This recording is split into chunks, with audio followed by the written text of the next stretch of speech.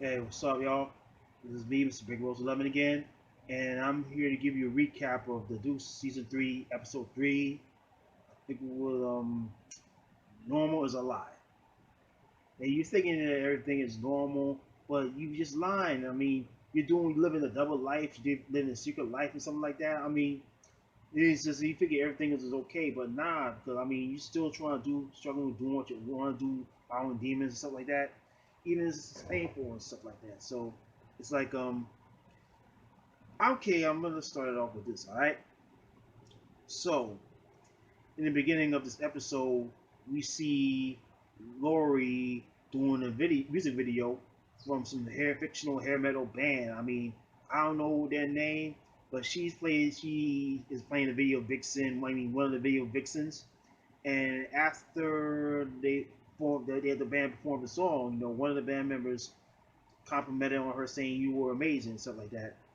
And then after that, though, tells her assistant to get her a roast beef sandwich, and her agent, Miss Fig, Miss Kiki or Miss Fig from Orange is the New Black, she tells her you got an anal scene tomorrow, and then Lori says minerals are a girl's best friend. Was that? Did she really say that? And later on, they get one of the band members teaches her how to play the guitar and all that stuff, though. So maybe Lori has like a interest in music. Maybe she want to give up the porno and then try to find other career opportunities. I mean, she's taking an interest in music. So I mean, we'll see what happens.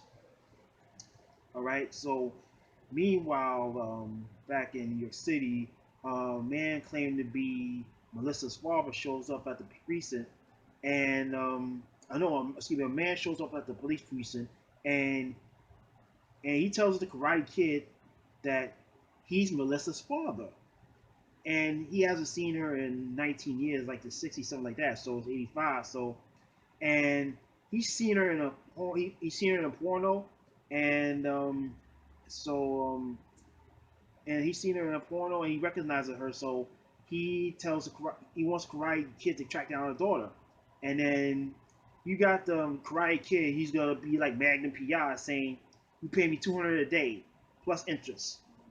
So he'll do anything for money. I mean, he's a crooked ass cop. You know what it is. I mean, so he does his thing. I mean, he be going around, going underworld, going to shops and stuff like that. Even the X-rated video store, asking for whereabouts of Melissa. So next thing he knows up that he or Melissa's father got the information. So he goes to her apartment and shows up, and Melissa, she's afraid to face her father. I mean, she's afraid to face her past because her father was an alcoholic. She ran away at home when she was like in the teens, and this found just found he ended up. And her father claims to be he been sober for the past couple of years, and he wants to reconcile and make amends. I mean, catch up though, because and he really later found out her mother committed suicide, and guess what? You know what it is? I just found out that Melissa's actual name is Margaret. So Margaret, aka Melissa, Margaret, so she ran away from her abusive father when she was a teenager, came to New York, became a prostitute at 19, and guess what? She was a lesbian at 19. I mean, back in season one, though, she was having sex with another woman, or another hoe, in other words, excuse my language, right? And at 19, I mean, she was 19 and she was on the street selling her body, and then she was a lesbian. And then right now, we don't know what happened to her lesbian lover and all that stuff though after season two. I don't know, but I remember she got less than her lesbian lover got locked up, went to jail. So father shows up and a little better lightning on this, okay? Father shows up, right? So he's trying to make amends. So it's like Melissa has to face her past. I mean, he told her father tells her that he recognizes her in a porno. I mean, what happens is some of his friends from work told him about it, and when he recognizes her, so he tracks her down. Melissa feels kind of, aka Margaret feels like kind of sad and guilt ridden, and where her gay BFF, her neighbor, something like that. He helps her and all that stuff. He knows what's going on, so he gives her the chance, just to reconcile with the daughter. Yeah, Melissa and her gay neighbor or gay BFF or something like that, though. So I don't know how it will work out with them though. So I don't know what's gonna happen. So see what happens.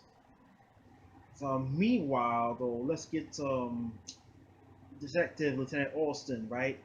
He's trying to. He goes to a therapist saying he's stressed though. We found out this therapist runs a brothel around the Town Square area. And then he done these. And, Officer also tries to extort him and saying that you have a psychiatrist in his office on East 34th and lives on a brownstone at East 85th and something like that.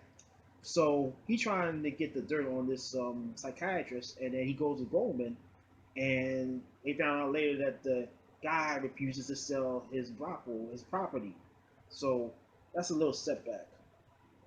So Austin has to do it any means try to go to. He goes to Jack Maple, and what's the funny part? Jack Maple was taking a sip of his mouthwash and spit it back in his bottle. Ew, nasty, nasty.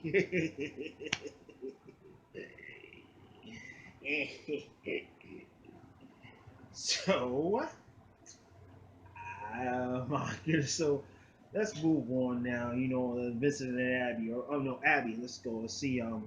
Abby, she goes to Art Gallery, drop out some money for some some charity thing, charitable thing, and then she runs into the old friend from camp, and then her friend introduces her to Pilar, a street artist, and next thing you know is that they've got some chemistry. Next thing you know, Pilar shows Abby her art, and then they kissed.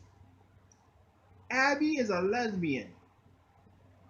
And Abby and Vince, with an open relationship with Vince, I don't think how it's gonna work out because if they agreed on an open relationship, they can see each other's people. But Vince is not happy because he finally want to go back to his own wife though, something. Abby though, she wants to do what she want to do, but she wants to help somebody. So now back to Abby's relationship with Pilar, the street artist, right? It kind of reminds me of there was another street artist back in the days, Keith Haring. Yeah, he the guy that makes some graffiti arts and makes like those little a body, the face and a body, like he also makes a person and all that stuff. He be doing the street art. He died of AIDS, maybe almost 20, 30 years ago. So I don't know. Maybe that artist Pilar was inspired by Keith Haring. Who knows? So I want to say that Abby is gonna be a lesbian. She's making out with another chick. Yo, remember last season that she was having sex with this guy who works for Ashley, aka Dorothy. Trying to clean up the prostitutes and all that stuff. So, but Abby, I want to say, I and then but anyway, Abby, after they make out, they go to this club, and Paul and his actor lover Ty was there. Now, speaking about Paul, his partner Todd is dying of AIDS. Next thing you know, is he having a difficult time reading the lines. Then he quits the damn show soap opera, and next thing you know is that he gets himself confused. Like he wants some tea, and Paul's like caramel or black, and then Todd responds, "You such an asshole, you don't get it." Some confused, but it's yeah that though. They've he's died. The guy's dying of AIDS, man. AIDS is like a death sentence, it's a wolf doing a wicked act. So it's like I'm not gonna say go deep about it. So everyone's wearing protection nowadays because it's 1985. So And Paul, I mean, next thing you know, his health is deteriorating. He gets all tired and he's out of it. I mean, all I can say is that Paul's, no, no, Todd's days are numbered. So, as always, all I can say, I mean, it's Todd, Todd is having it's time's up for Tom, man. Time's up for Todd. Now, back to Abby, right? I don't know what's the relationship between Abby. So anyway, meanwhile, Vince's brother Frankly, I mean, he's getting into trouble with the drugs he's selling. I mean, he meets up with this guy. He sells him the cocaine. Next thing you know, they start complaining because they get the shits, the number twos. They mean the coke is tainted. And so the guy he complained to Tommy, who was involved in the drug dealing thing with Frankie. I mean, telling him that the shit's not no good. And so next thing you know, is Tommy he confronts Frankie and all about that stuff. You guys gotta take it easy and all that stuff. So and then Frankie, he just don't give a shit. So, I mean, he's just living up with the money and stuff like that. And later on, Rudy comes by. He's pissed. I mean, Frankie offers him money. He gives it to him, and then just Rudy throws money in his face, throws it back at him. Say, "Don't make me say no again." And right now, I mean, the mob is, the Gambinos are falling apart. 1985, I mean, with John Gotti involved with the drug game, and then all this shit's been happening. I mean, the family's deteriorating. The mobsters are deteriorating, man, with the drugs, which is a no-no. But people getting greedy nowadays, and then Frankie just doesn't care. I mean, situation with him and gets worse. And Candy, she's still dating this guy, and then before she went on a date, she's helping her sick mom and all that stuff. And then her dad tell him that her son Adam is just called and he needs money for drugs. So so when Candy tells her father, he calls again, "You come see me," because this son is like messed up, man. So she tells her Day about this, and then Candy takes her Day, the rich guy, to the place where she was selling her body, the Deuce, Times Square. And then they kiss, and then later on they had sex, and then he offers her money, and he offers her money to help finance her new film project, and she was like, nah, because she don't want to be treated like a prostitute. I mean, I remember back in the '70s that she was selling her body independently. She didn't need no pimp. She was a self-employed prostitute, and then they paid her and stuff like that. So, I mean, I mean, Kenny got a little offended by that when her boyfriend offered her money, something like that. I mean, but she didn't want to take it. I mean, because she didn't want to be degraded or something like that. I mean, but he understood. I mean, he was just trying to help her finance the film. You know what I mean? So, but she was like, Kenny was like, nah, I'm good, thanks. So I mean, Candy has her own reasons, her past. I don't want her past to come up with it though. So she messaged the boyfriend not to offer her money again, but she agreed. So and now you see that Bobby's son, he's working at Wall Street, and then he tells his father he's having a party with his co-workers or colleagues, something like that.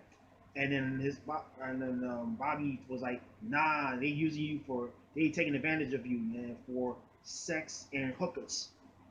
So Bobby arranges his girls to the call girls and go have a little party for so go to the party and Black Frankie, oh yeah, Black Frankie. Yeah, there was this one line saying that I mean when they got the beepers or the pages or something like that though, I mean Bobby was like, how much is it? How much this shit cost? I mean, and make money spend and Frankie like make money and spend money, and then Bobby was like coming from a guy who lives in the van, and then Black Frankie says, I got a crib. Black Frankie got a house, and Bobby was like, I haven't seen it. Well, I mean, back then, Black Frankie used to live in a van, but right now he got his own place, and he probably was like, I never seen it. You making me make a lot of money, man. You supposed to get like an apartment. I mean, that's what it is, though. So yeah, Bobby sends his girls, call girls, go to this party with these guys, and then there was like more than, and then when they got there, they were expecting like a few guys, but there was like 10 of them because the girls thinking it was a gangbang, and they complained to Black Frankie about that. So just tell them just do your job or something like that. So, but Black Frankie had to tell them Bobby's kids something like that. So it's like, yo, yeah, how much they worry about the financial costs, what I mean. And then Bobby's son was like, we'll split it. So yeah, I mean, so next thing you know is that everyone's at the garage. It's like that's all I'm gonna say. But what happens? I mean, it's plot lines is getting a little slow, but it's gonna pick up. I mean, Frankie might get into some more trouble next week. We gonna see, and then oh yeah. Back to Lori, right? So she's doing a sex scene with this guy, and then after they finish, though, I mean, she tells the director that the guy is gay for pay, and no, she said she orders her line to be changed, and she wants the actor to wear a condom, which the director refuses, and he just pissed off. I mean, but Lori says the guy's gay for pay and all this stuff, so yeah, she has her concerns. I mean, she don't want to get affected by AIDS and stuff like that. So and the aggressor just storms all pissed off. Roy goes to this other actress, and the actress told her that she was doing a sex scene, and then she got bruised by this guy, and Lori's concerned about that. I mean, Lori, and then the other actress tells Lori, "Don't tell anybody about this." But Lori's concerned about that, so she tells Kiki that about her, and then he was like, "That's not our problem, though. We here to make some money, do some work, be a team player." No, not Kiki. Mrs. Fig. Mrs. Fig got some balls. Like Mrs. Fig, that don't care. She ain't worried about the other actresses. She want to focus on Lori. But this business is getting rough nowadays. The porn business is getting rough nowadays. I mean, and then so Lori goes to her agent slash boyfriend. He's just said they're gonna set up their own production company, but at the same time, he's pimping her out just like the other guys did to her back in the 70s. Like CC and all that stuff. So Lori goes to this open mic night and she sees someone playing the guitar. So we're gonna see. I mean, Lori, she might have different interests in different career paths. A different career path. I mean, the porn business is getting rough nowadays, so she's thinking maybe she's trying to find something like a different career path, like yeah, porn or get into the music business and all that stuff. Yo, I gotta go. Thanks for watching. Like and subscribe. I'll be back next time.